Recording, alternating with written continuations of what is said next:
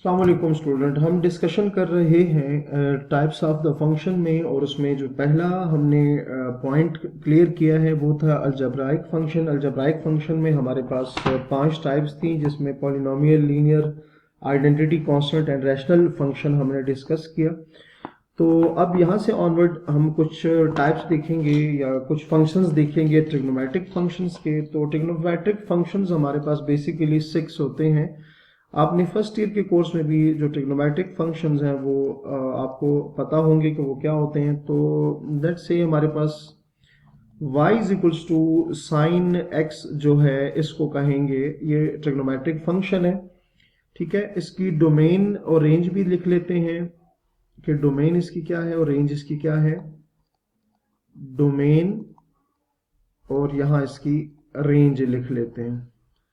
अच्छा, इस साइन जो ट्रिग्नोमेट्रिक फंक्शन साइन है, इसकी जो रेंज है, रेंज से मतलब इस x की जगह जो वैल्यू पुट की जा सकती है वो set of all real number होता है, और उसकी जो रेंज होती है वो हमारे पास -1 से 1 के दरमियान होती है। ठीक है, तो ये ट्रिग्नोमेट्रिक फंक्शन की आपको मैंने रेंज बता दी। ठीक हो गया।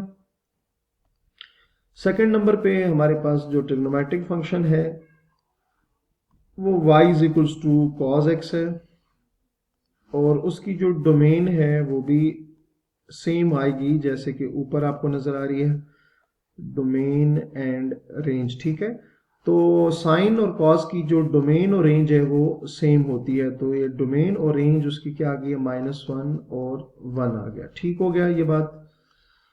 अच्छा जी, नेक्स्ट है जी हमारे पास थर्ड ट्रिग्नोमेट्रिक फंक्शन, वो है y is equals to ten x.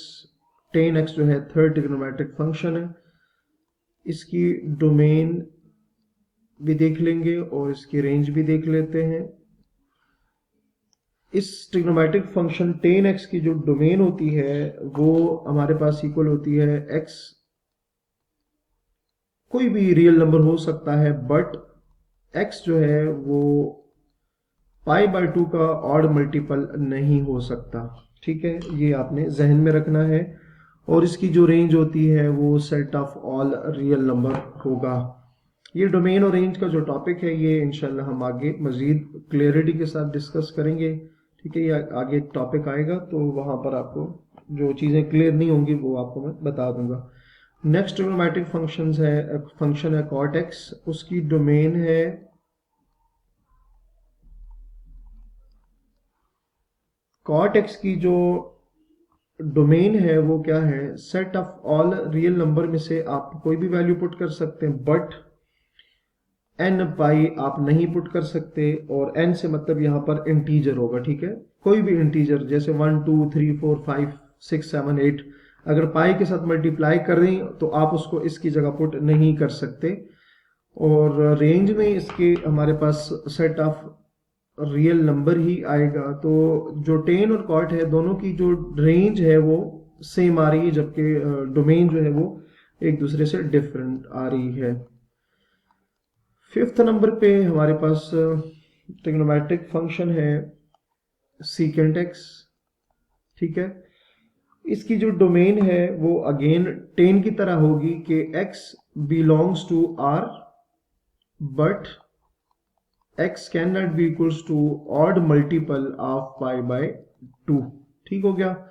और इसकी जो रेंज है, इसकी जो रेंज होगी हमारे पास वो आएगी y is greater than or equals to 1 and y less than or equals to 1। ठीक हो गया। अच्छा जी, लास्ट पे जी हमारे पास ट्रिग्नोमेट्रिक फंक्शन कोसेकेंट है, cosecant x.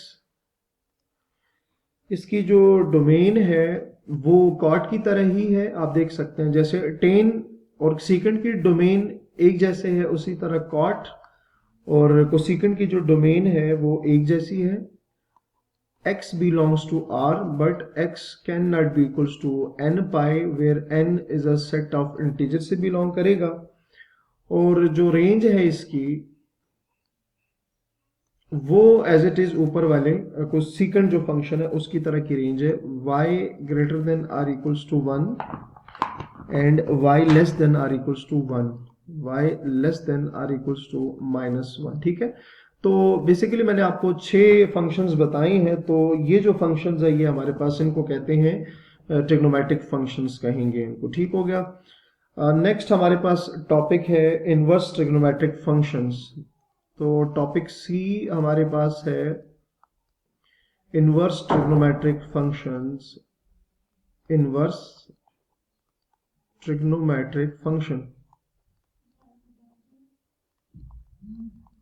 Inverse trigonometric functions.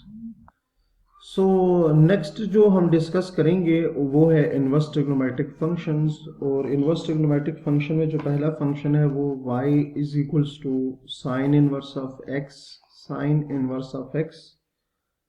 ये कब आएगा? If and only if x is equals to sign y। ठीक है, यहां पर इसका जो डोमेन है, मतलब जो वैल्यू है वो क्या आएगी, और इसके रेंज जो है वो भी हम देख लेते हैं।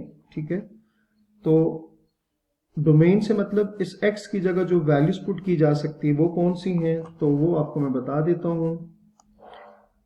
x जो होगा इस केस में वो -1 और 1 के दरमियान होगा, और -1 और 1 उसमें इंक्लूड होगा। जबकि आपका जो y होगा इस केस में वो -π/2 और π/2 के दरमियान होगा, और ये दोनों भी इसमें इंक्लूड होंगे क्योंकि इक्वल का साइन आ रहा है। ठीक हो गया। तो सेकेंड नंबर पे हमारे पास जो फंक्शन है वो है y is equals to cos inverse of x if and only if x is equals to cos y, x is equals to cos y। तो इस केस में हमारे पास जो डोमेन होगी, मतलब जो x की वैल्यू है वो है -इंफिनिटी टू इंफिनिटी, या जिसको लिख सकते हैं set of all real numbers. चलो मैं लिख देता हूँ R set of all real numbers. ठीक है, इसको और set of all real number, और इसकी जो रेंज होगी, मतलब जो y की वैल्यू है वो -π/2 एंड π/2 के दरमियान होगी, लेकिन उसमें -π/2 और π/2 इंक्लूड, सॉरी यहाँ थोड़ी सी मिस्टेक हो गई है ये आपने। ठीक है, ये मैं आपको बता देता हूँ, थोड़ा सा करेक्शन कर लेते हैं। अच्छा, इसमें जो डोमेन होगी हमारे पास वो है -1 से 1 के दरमियान, और वो उसमें इंक्लूड होंगे। और जो y होगा वो आएगा 0 से पाई। ठीक है, पाई मीन आपको पता है क्या है, 180। ठीक है, थर्ड नंबर पे जी हमारे पास है inverse trigonometric function y is equals to tan x, tan inverse of x if and only if x is equals to tan y, और x जो है वो है -इंफिनिटी टू इंफिनिटी, और y की जो वैल्यू है वो है -π/2 से π/2। ठीक हो गया। तो ये हमारे पास जो फंक्शंस है ये हमारे पास होंगे इनवर्स ट्रिग्नोमेट्रिक फंक्शंस। तो उम्मीद है कि यहाँ तक आपको समझ आ गया होगा। तो अपना बहुत सारा ख्याल रखिएगा। अल्लाह हाफिज।